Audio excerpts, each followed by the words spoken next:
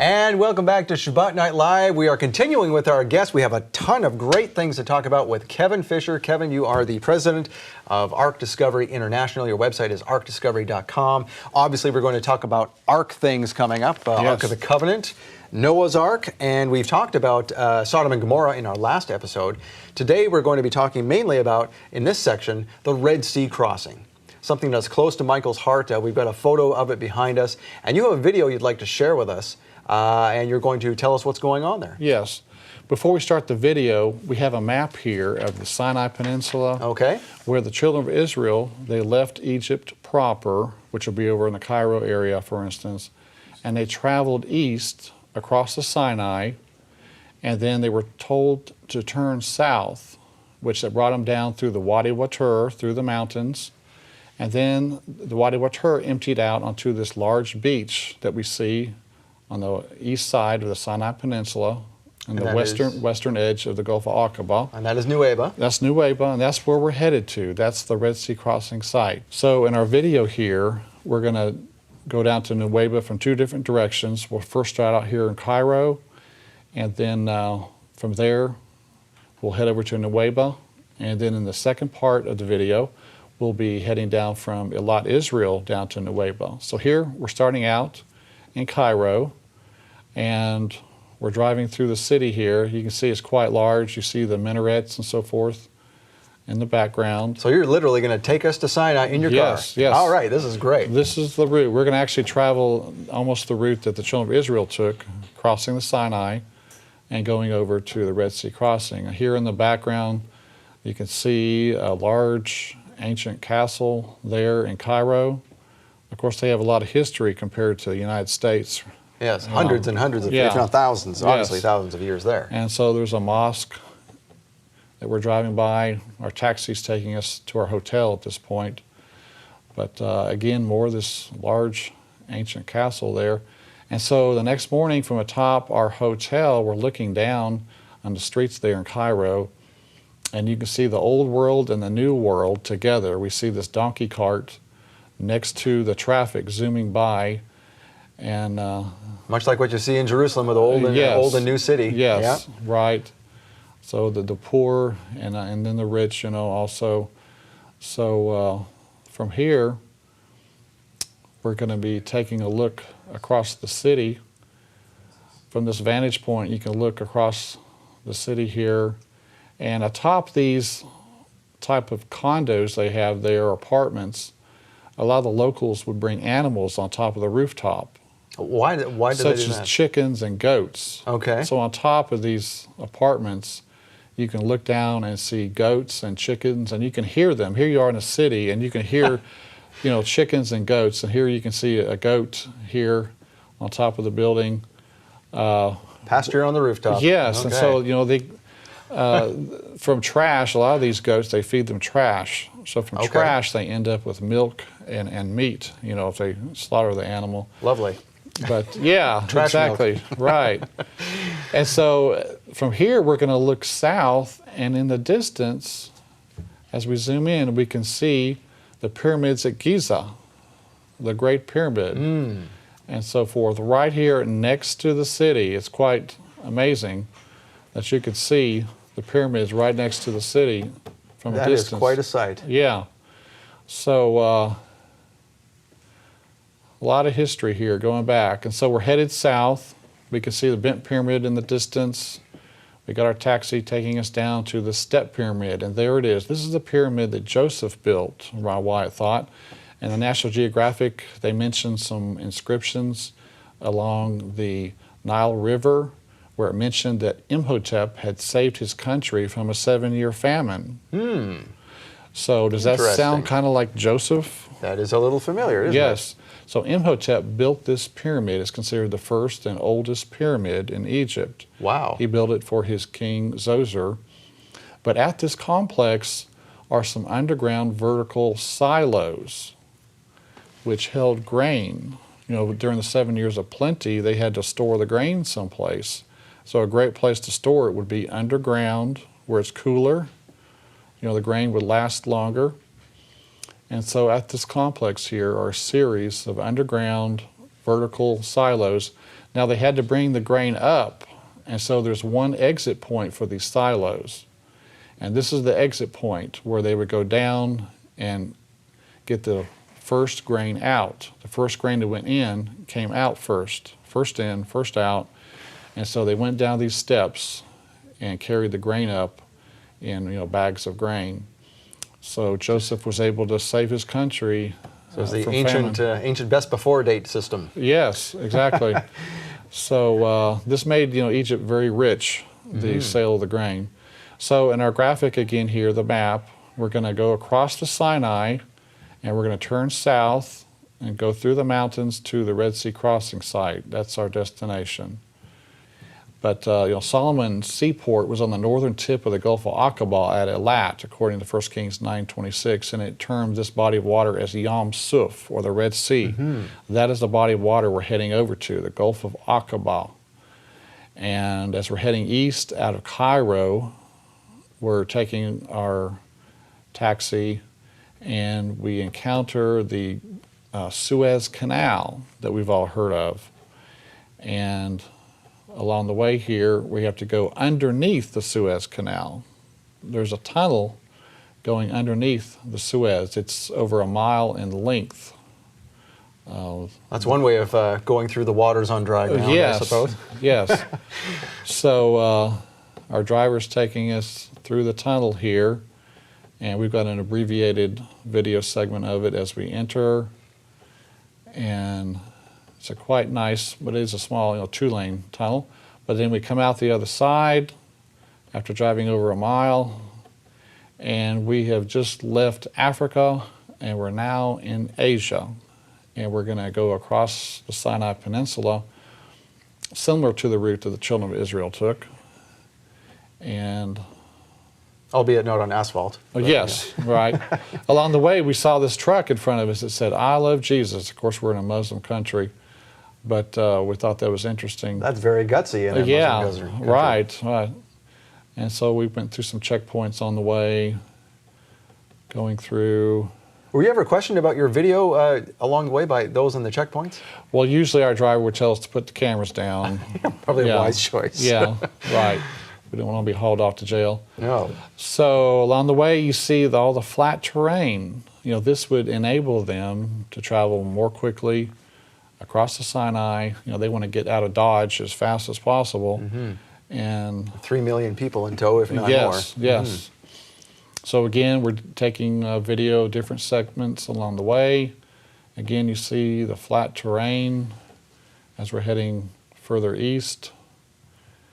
And again, this may be an area where we kind of headed south. And again, you see a really flat area where the children of Israel would have journeyed through here.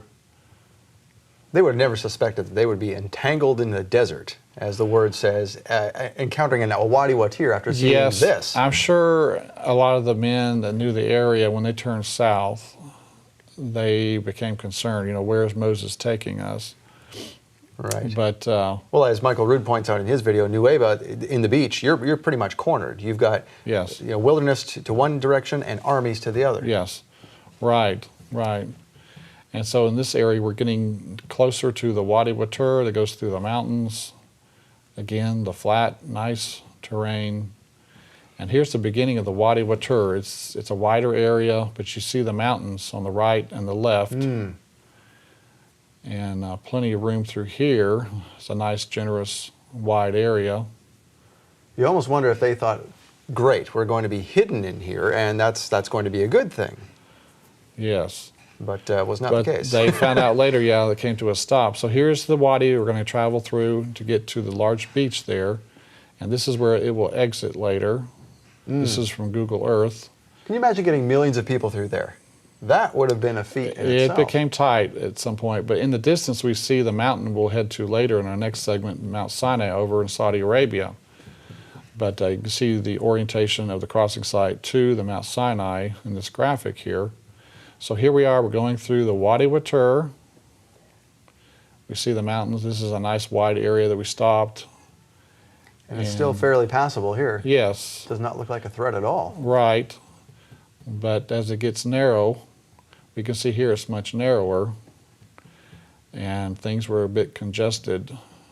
And there is nothing there. I mean, no wonder they were concerned. There's no food, there's no water, Yes. just a bunch of rock. And Right. so, And you can't take your wagons over top of these mountains here. No. Look how steep this is. we have to remember there's no asphalt in that day. I mean, there's no smooth road. They're feeling every bump. They're Yes. likely twisting ankles trying to get away Yeah, so fast. Exactly. And so, winding our way through this narrow area, it gets more and more narrow. Here we make a turn through a narrow spot. And I think we may pan up at some point, and you can see how steep these large mountains are. So it says in Exodus 14, they're entangled in the land, the wilderness hath shut them in. So Exodus is telling us they're going through the Wadi Watur, they feel all shut in, they're entangled. They're winding their way through these narrow mountains. And Yeah, for those who argue a different crossing point, that verse would not make sense. Right. Where are they going to be Right. literally entangled? yes, and you can see how steep it is. Very steep there. We shot up there. And again, very narrow. You're not going to go over top of these mountains. But Josephus said, for there was on each side a ridge of mountains that terminated at the sea, which were impassable by reason of their roughness and obstructed their flight. So again, he is agreeing with what the Bible is saying about the mountains. And even with more detail that would further that is prove. terminating at the sea. And here we're getting closer to the exit point, closer to the beach where they'll come to a stop. In the distance are the end of the mountains. And this is the end of the Wadi Watur. You can see here where it's washed out recently. Now, had you wondered as you were approaching this, where did that fire come down and separate the Egyptians from And the we will Israelites? see evidence of it. Really? Yes, we Okay. will show that to you. So here we're getting closer to the exit point of the Wadi. In the distance is the beach, and past that we can see in the distance now the water of the Gulf of Aqaba. Now, there's something on that beach modern, is there not? There's some buildings there. There is, and we'll see that, yes. So there's the Wadi we traveled through. We're now at the beach at Nuweiba.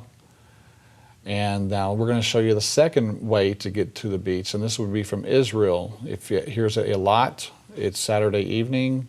The day is ending, and the next morning we're going to head out through the Israeli exit point and then go over into the Egyptian border station here. And so the Taba Gateway, and we had our driver waiting for us, ready to take us. We're heading south about 50 miles, heading down to Nuweiba. And This is the Israeli way. this is from Israel, yes. Okay. You can get to it from Israel. And on the left, we can see the waters of the Gulf of Aqaba. So I'm here in the back seat. We see the water Oh, there it is there, yeah. on the left, the Gulf of Aqaba. That is the Yam Suf, or Red Sea, spoken of in the Bible. There is the Pharaoh's Island, built in the 11th century by the Crusaders. I guess they were controlling movement through the area. It's a very interesting castle. And here in Egypt, things are poorer compared to Israel, but a lot of vacant buildings, a lot of unemployed. But we're continuing to head south. Now, when was this video shot? This was November of 2016. Okay, so this is after all the unrest and the Arab Spring Yes, and all the rest of it. yes. And then there's Nuweiba, jutting out into the water, 5 miles long, 3 miles across.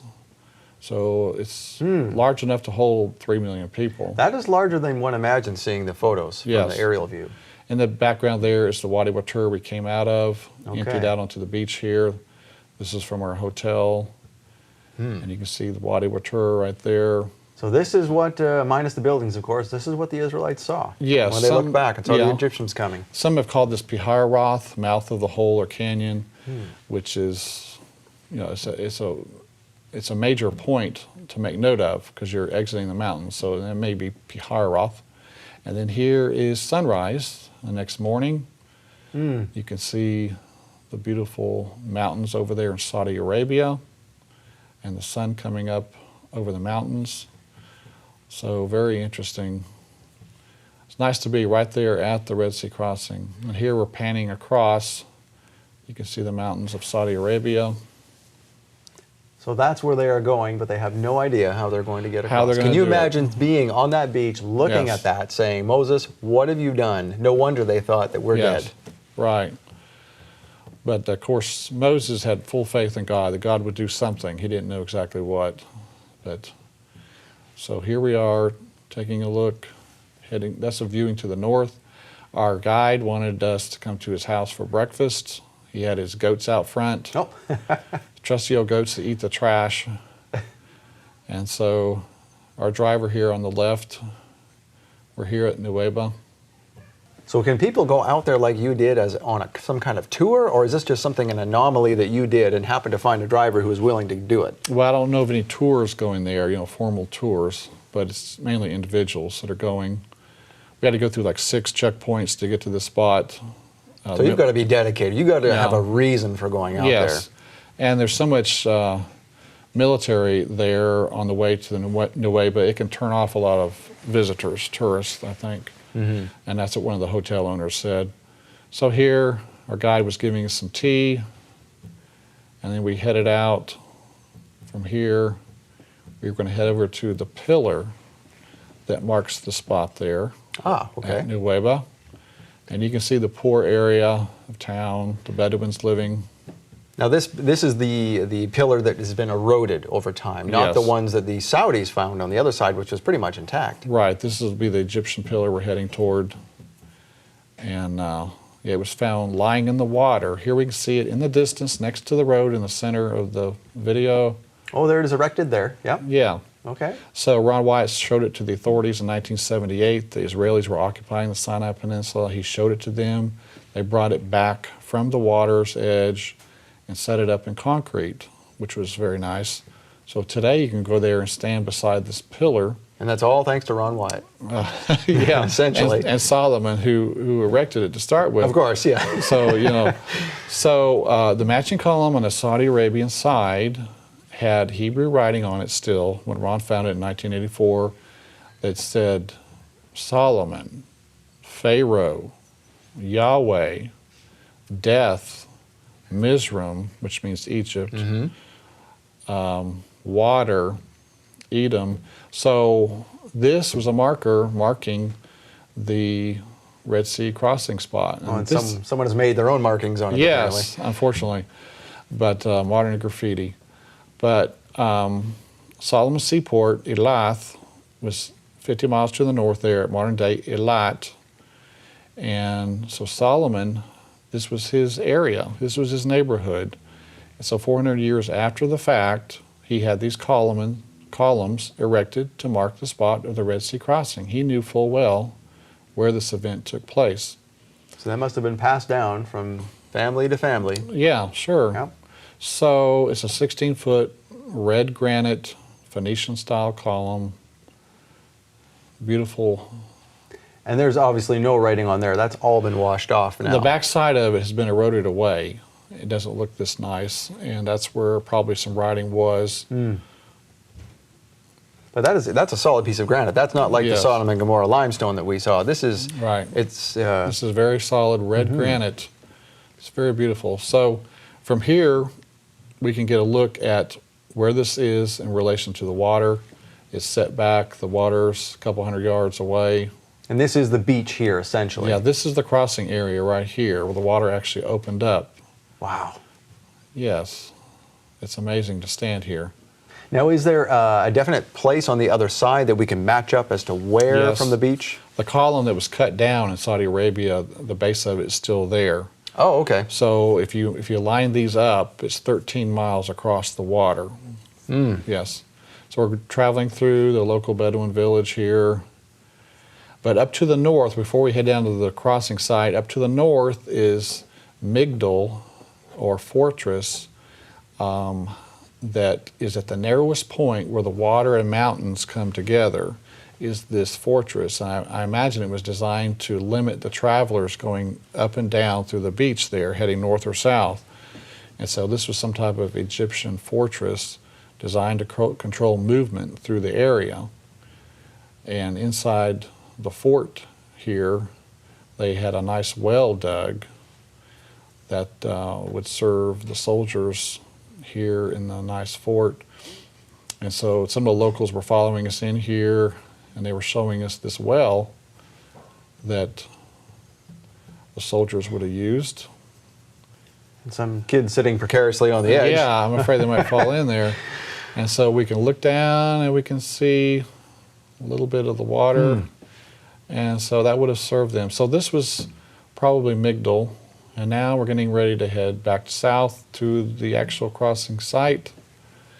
And here you can see the beach where the waters opened up. We're standing at the exact spot.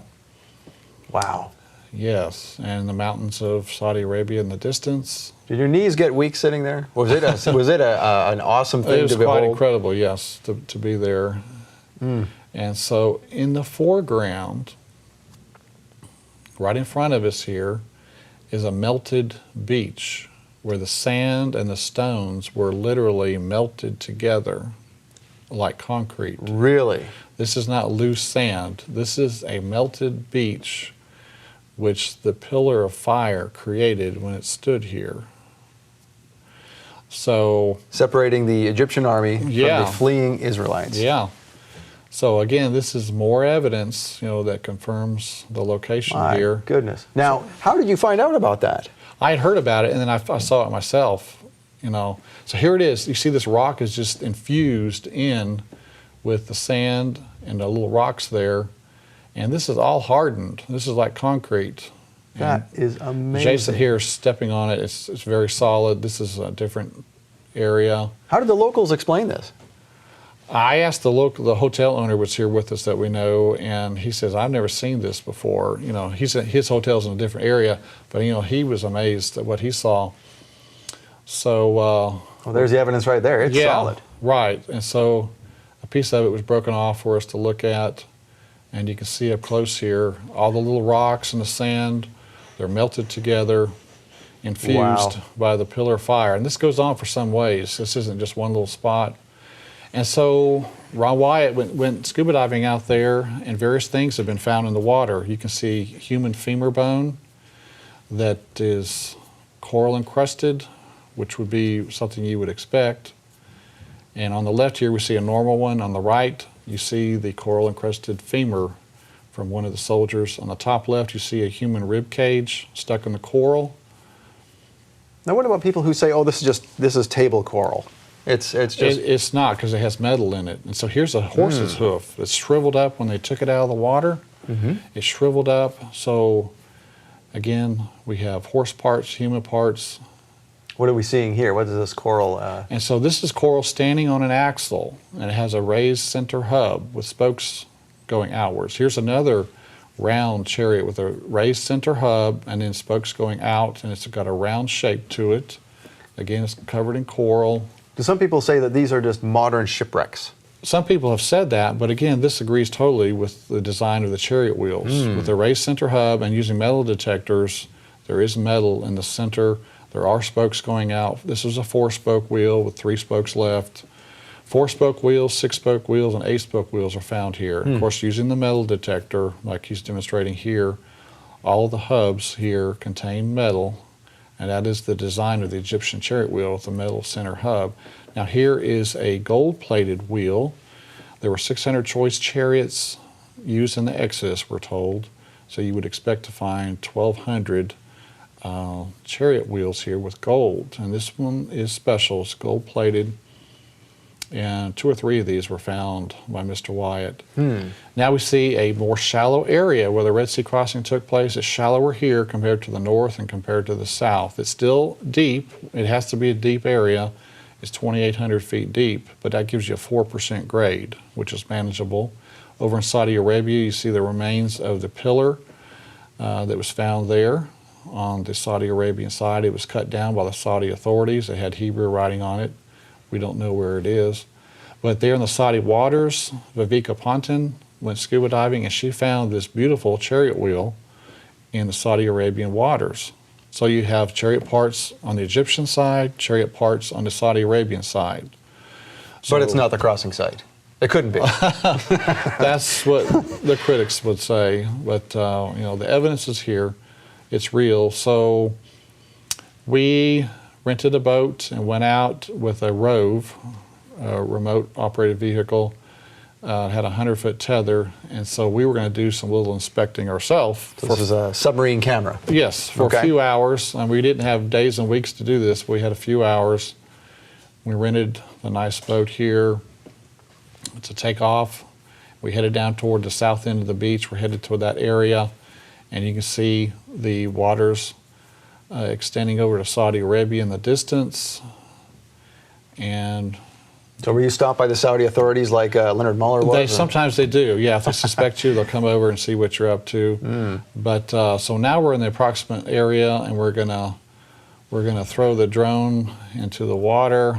So you closest to which land is that? We're close to Egypt. Close here, to Egypt. Saudi, right. Sinai Peninsula. So we're getting it ready for another launching here.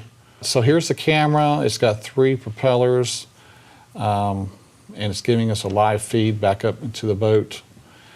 And so that day we were able to see something that looked round, but we couldn't confirm that it was a chariot wheel. So here we're launching it. And then here's an instant replay on board the rove. The rove's videoing this, and so we're down in the water. So where you are is not that deep where you are right here. Right, close to it's the land. not that deep, yes. And so you can see some coral parts here. But again, coral doesn't grow on sand. There has to be something for it to grow on. Something, yes. Mm-hmm. So obviously there has to be something down there. Yes. But this area is very remote. I wouldn't imagine that it's, you know, pieces from from modern humans, because why would they be there? There's nothing there. Yes. So some of these objects here may be from the, the Pharaoh's armory. We can't tell for sure. This is fascinating. So we have the video from the Red Sea crossing. Thank you for showing us your trip down there.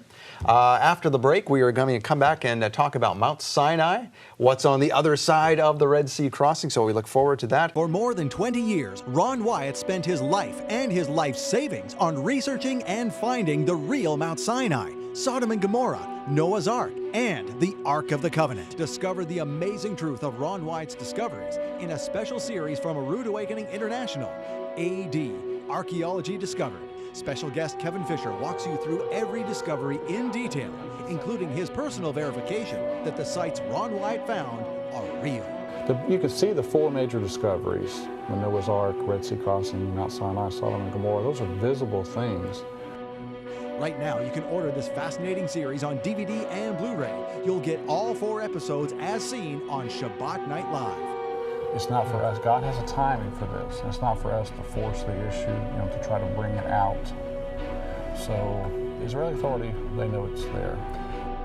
Order AD, Archaeology Discovered. Order online or by phone.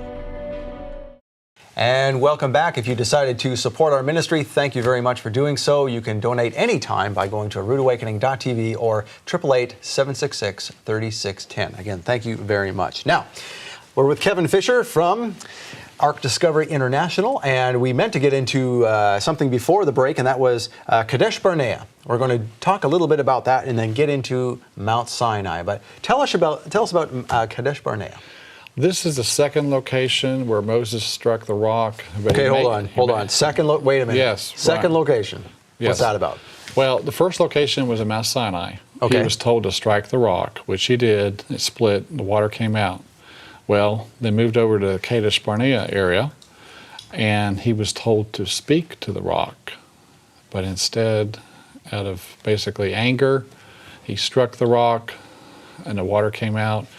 And so there's an area about 30 miles southwest of the Dead Sea that Mr. Wyatt found that he believes is the Kadesh Barnea site, where you can see a large amount of water erosion coming down the base of the mountain right there. So to get to the site, you have to drive out in the desert there, drive down some rocky roads. And in this first image here, we're getting out of our rental vehicle, or Avis. I'm sorry, Avis. But going down these little rough roads, and we finally got to a stop. We couldn't go any further. And so you walk about 2 miles through the desert to get to this mountainous area. Okay. We In see the it there. distance is the area we'll be taking a look at, but you can see it's rather flat out here. This would have been kind of the area where the children of Israel would have camped. Plenty of level area here. And then this is a site where the water erosion is. You can see someone standing here. To the right of this individual is the site we'll be taking a look at where there's the most water erosion. But this is the site where Moses struck the rock. Now, in the next slide here, we can see a large amount of erosion coming down the mountain. It's eroded away this rock. I mean, these are large cutouts in the rock caused by a lot of water. This isn't a trickle of water, but a real gully washer coming down here constantly, eroding away the rock into channels. There's actually large channels here as deep as 6 feet going down. And in the distance here in the left, where the individuals next to the stone, that is a baffle rock stone, they call it, where it was approximately 6 feet deep there, the channel that was being cut out, and the children of Israel stuck this rock down in the channel to force the water out, to spread out the water, basically. Okay. Like a dam, essentially. Yeah. Okay. So here you can see the eroded areas. Still some pools there? Yeah, these are deep. Apparently there had been a light recent rain here in this particular case when we were there. And again, you can see more of the eroded areas of the rock, more evidence of a large amount of water creating these deep channels coming down. And here we're looking down the side of the rock here, more of the deep channels. So is this recognized by anyone as being this site? It's not officially recognized. Again, this is one of the discoveries that's not recognized by the majority. And the next slide here, we see the deep channel, about 6 feet deep, where the baffle rock was placed in here, strategically placed. It's a wedge-shaped rock, forced straight down in there. And then here's the back side of it. You can see again. Oh, that is a massive stone when you see it from that angle. It's very large, and it's wedged vertically in there, like it was placed by the human hand in some way or another. Yeah. So, and just above this, we'll take a look to the right of this, but again, you can see the baffle rock, and then where the water would have run downhill out into the encampment to give refreshing water to the children of Israel. Now, have there been any artifacts found out there, like some pottery and things? Well, Ron Wyatt did find some pottery, grinding millstone out there. So artifacts have been found in the encampment area. So regardless of what you want to believe, people did live there at some point. Yes, there's evidence, yes. And using Ron's subsurface interface radar and gold detecting equipment, he did find an area where he was getting a reading for gold, where some of the people could have been buried in that encampment area. Oh, so this so they wore their gold, and so this is a cemetery. After they were buried, they wore their gold to their death. So some were buried with their gold. So again, this is a distant view. We can see way out in the valley there, and just above this site, above where the baffle rock is, we can see an area in this spot. This is probably 40 feet from the baffle rock. And this area here, this appears to have been the area of the source of the water that was coming out. And here you can see the exact hole. It appears that water was shooting out of this hole and running downhill. And you can see the water here, the rocks here have been worn smooth. But so that's the Kadesh Barnea that Ron Wyatt believes is the real site of the event where Moses sinned. The second striking of the rock. The second, yes. A different location. Yes. Interesting. All right. All right, well, we're going to get into Mount Sinai now. We have another interesting presentation here, Kevin. So tell us about Mount Sinai. So this is a photo taken in Saudi Arabia looking back across over to Egypt. This would be a sunset photo.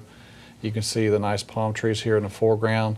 But some people are probably asking, why are you over in Saudi Arabia? The reason we're in Saudi Arabia, as we can see on the map here, is because the Red Sea crossing that we saw earlier is found at the Nuweiba Beach in the Sinai Peninsula, and it's in the Gulf of Aqaba. And Midian is where Mount Sinai should be.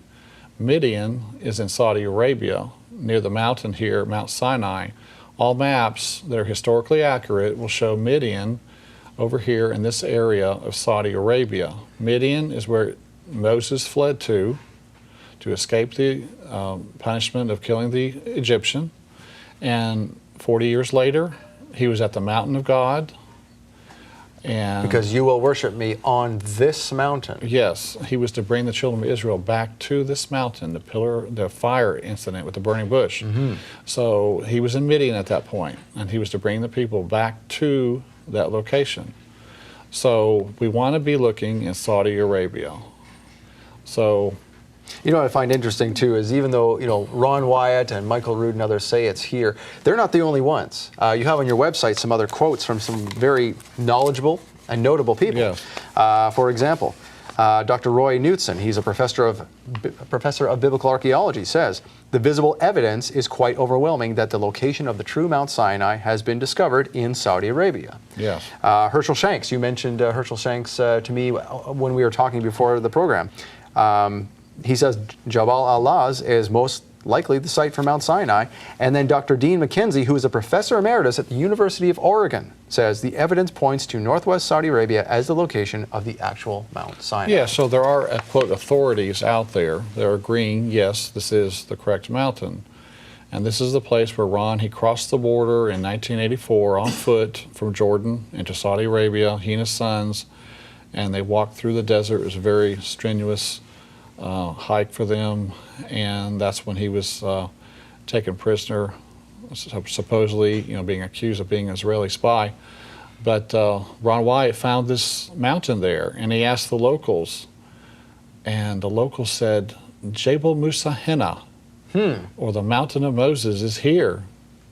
And so you've got a local tradition out there that, yes, this is the Mountain of Moses. And of course, they do respect Moses, the Muslims do. Now there's two names there, Jabal al-Laz and Jabal Musa? Yeah, Jabal Musa Henna. They call Musa it the Henna. Mountain of Moses. Okay. Yeah, is what they call And we're it. talking about the same place? Yes, same mountain. place. Same Okay. as Jabal al-Laz, yes. And so here is the beach on the Saudi Arabian side of the crossing site there. Where the Israelites came over, Yes. from Nueva. And that's where we saw in the previous segment where the chariot wheel was found. Ah, okay. In these waters here, so this is a continuation of the crossing site. And so from the beach area, you can also see where the column was cut down. The column that had the writing on it, death, Mizraim, Pharaoh, Yahweh, Solomon, water. So this was a column marking the spot for the Red Sea crossing. The authorities cut it down and took it someplace. We don't know where it is. And what's interesting, there's two columns, and people might say, oh, well, that's just each culture had their own traditions of raising columns for this and that. But these are matching columns. They're the same granite. Yes, they're from opposite sides of the crossing site, strategically placed, and then you have the chariot parts in these same waters. So they were placed there on purpose, for a reason. Pillars were used, in ancient times to mark places or events. And so, we can trust these columns in this particular case. Solomon's Seaport was just to the north. He knew of this area, what was going on here. So in our next slide here, we can see Tim Mahoney in the foreground, and in the background, you can see the split rock, the first split rock. Yes, okay. So we went for the second one, back to the first one here. And of course, Tim Mahoney, he is with the website patternsofevidence.com. They're putting together a documentary on this and the Red Sea crossing. But you can see in the distance the split rock on top of a 300-foot tall hill. The split rock is 50 feet in height. It's a very prominent rock. Now in Numbers 20:11, and Moses lifted up his hand, and with his rod he smote the rock twice, and the water came out abundantly, and the congregation drank, and their beasts also. So God provided for them. He gave them provision.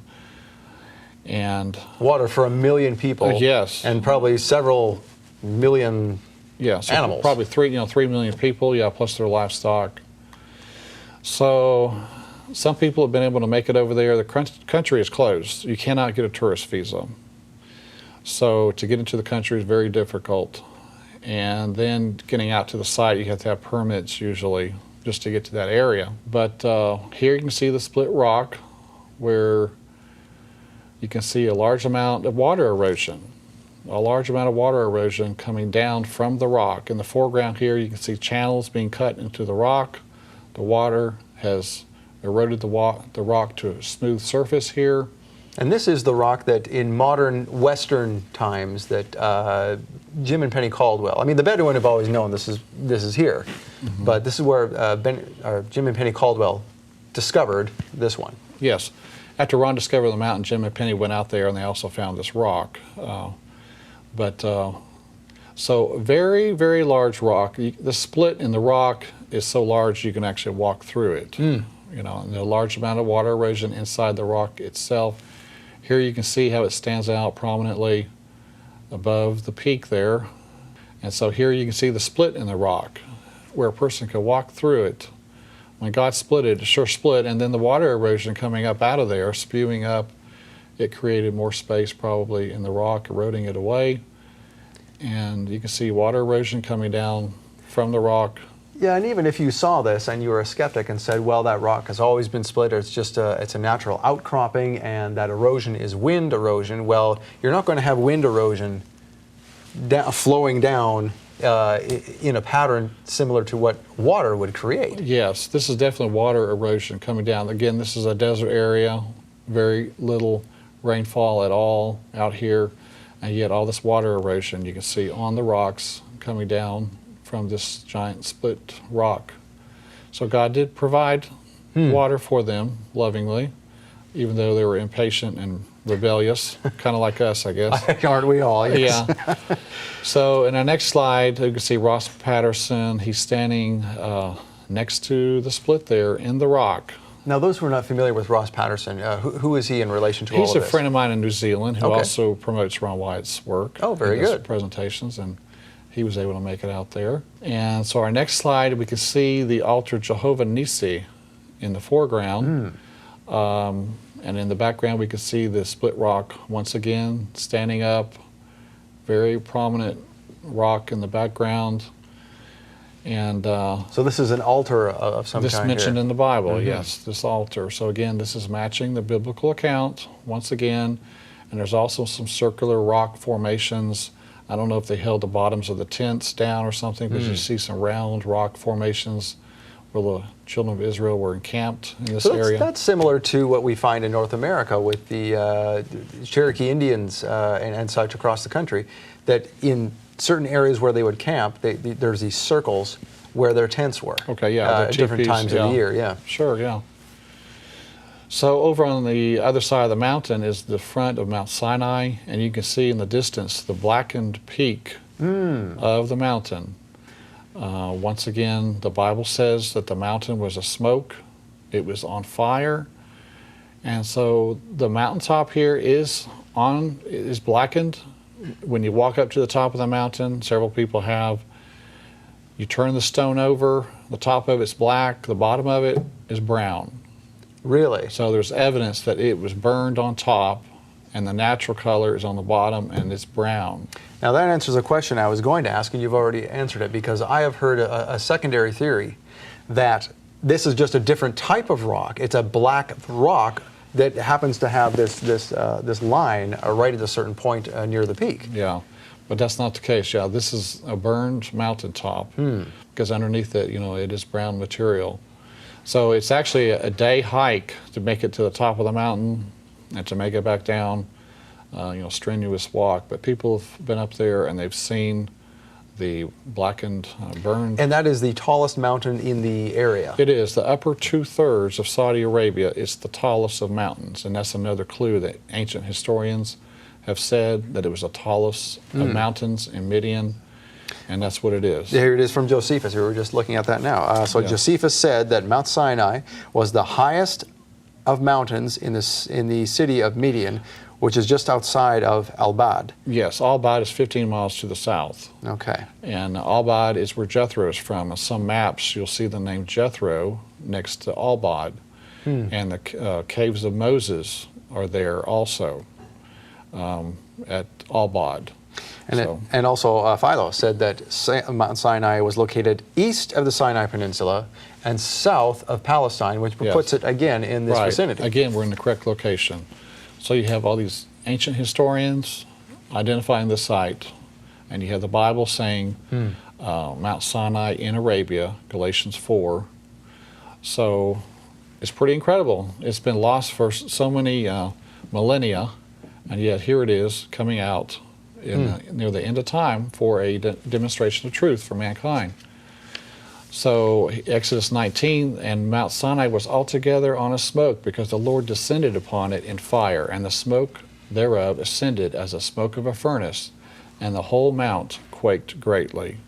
My friend Aaron Sin was out there around 2003 with Tim Mahoney, and again you can see the blackened peak in the background, and at the base of the mountain, we'll see a little bit later, is the remains of an altar, once again fitting the biblical account.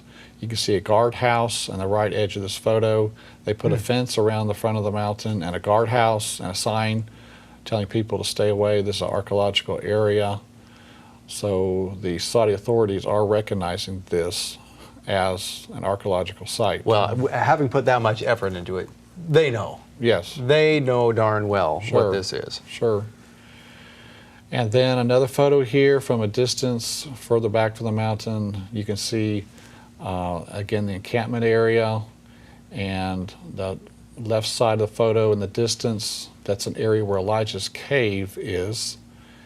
And here in the very center of the photo is Elijah's cave. It's in a shadow, but it's in the, kind of the very center of the photo here. Oh, yeah. Yeah, you can see it there. Yeah. And he, Elijah, arose, he did eat and drink, and went in the strength of that meat 40 days and 40 nights unto Horeb, the mount of God, and he came thither unto a cave and lodged there. 1 Kings 19.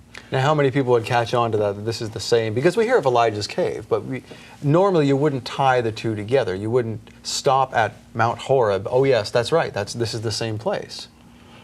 You know, it's funny that it's just all in the same area. Everything matches here, you know, the biblical account. And this is taken from inside the cave, and we're looking out into the valley below. This is quite a photograph here. Wow. Now, there in the photo you can see that's the Saudi government's buildings, is it not? Well, actually those are Bedouin buildings in the Okay. far distance. But just in front of that, toward the mountain a little bit, is the fencing they put up, the Saudi authorities, to keep people out. And there's all kinds of things down there. There's even a modified corral of types. There is, remains of an altar, remains of pillars at the base of the mountain. Here's another photo of the cave. It's not real deep, but nevertheless it is something to provide shelter from the rain and so forth. Now, Google Earth, you can look about 20 miles southwest of here, and you can see Elim. Elim was where there were 12 wells and 70 palm trees, we're told. And if you go there today, there's still 12 wells at this site. So this is no doubt Elim. Yes. So this is, again, confirmation we're in the right area. And it's on the right trail. It's on the way, is it not? Yes, it is. Right. And so we're back at Mount Sinai again, and Ross Patterson is pointing to a spot in the distance. This is where the golden calf incident took place. We're going to see that shortly. But this will give you an idea of how Moses is coming down the mountain, and he could have seen the dancing and the apostasy taking place. And of course, his anger became hot, righteous indignation against the apostasy of the people. In Exodus 32, and it came to pass as soon as he came nigh unto the camp, that he saw the calf and the dancing, and Moses' anger waxed hot, and he cast the tables out of his hands and brake them beneath the mount. So that's what he saw. And here we can see, this is an aerial view of the large rocks where the golden calf was placed on top of this. The Saudi authorities, they have placed a fence around this once again, and there's a sign saying this is an archaeological area, stay out. And the clue is that there are paintings on the side that are not indicative of that area, are they? That's right. You've been there, I guess. I've seen photographs. Okay. Yeah. So here we are. This is a closer shot of it. And on the sides of this, as you say, there are inscriptions of the Apis bull and so forth on the side of this from Egypt. So they came from Egypt. They're accustomed to this, Egyptian bull designs and so forth. And here Ross is next to one of them. And that is not native to that area. Right, That's right. the key. The Saudi locals, do not draw this type of Egyptian drawing on the rocks, in their area. So this is something brought over from Egypt, these designs and so forth. So, and then Ross is next to some other carvings here, more bulls and calves, and you see a camel and so forth. So a lot more inscriptions here showing people were here, and again it's tied back to Egypt. Now, how long ago was this that you could get that close to this? Because you can't do that anymore. Right, you can't get a tourist visa. You have to get some sort of special permission from the government. You can't just send in an application for a tourist visa. You have to get a special permit, and that's extremely difficult. And you would have to hop the fence now too to get this kind of photograph. Yes, to get inside some of these areas, you can go around the fence. Some of them have, but of course they're not damaging anything. They're keeping everything pristine. So, and here's some more drawings. Ross is next to. This is out in the encampment area. Oh, so this is not at the altar itself. There are more of these. These are a little bit away from the actual golden calf altar. These right here. Oh, okay. Yeah. And then this is Dr. Kim, who was out there, went out there 12 times. He worked for the Saudi prince, and he found numerous drawings out here also. He also found these artifacts, incredible amount of pottery and so forth in the encampment area. And he was, wasn't he a personal physician to the king? He was to one of the princes, yes. Yes. And then he found, if you can see here, the arrows pointing to a menorah. He found a inscription of a menorah where it was actually made there at Mount Sinai, the golden candlestick. So this is where it was made, and this is the oldest image ever of the menorah or golden candlestick. And again, he found it there. Even if you were to argue that, what would a Hebrew inscription be doing in the middle of a Muslim Arab country? Exactly, yeah. This is showing the Jewish roots of these drawings out there and of the people that were there. And then Ron Wyatt found this millstone in the encampment area. Once again, evidence of the people occupying, and this would have been used with manna, grinding up the manna. So this is, a manna stone, so to speak. Wow, Pretty absolutely incredible. amazing. Well, you know what, we're going to have to cut it short, Kevin, but you know what, we're going to come back. We're going to come back because we have a lot more to talk about. We've covered several very interesting, fascinating topics so far. And we're going to come back next episode with the Ark of the Covenant. So we'll talk to you more about that. And in the meantime, thank you for watching. Please support this program. You are our only means of support. There are no corporate sponsors. You make it happen. So go online to aroodawakening.tv/give, and you can give there or give us a call at 888-766-3610. Until then, next week, we will see you. Shalom, and we'll be back.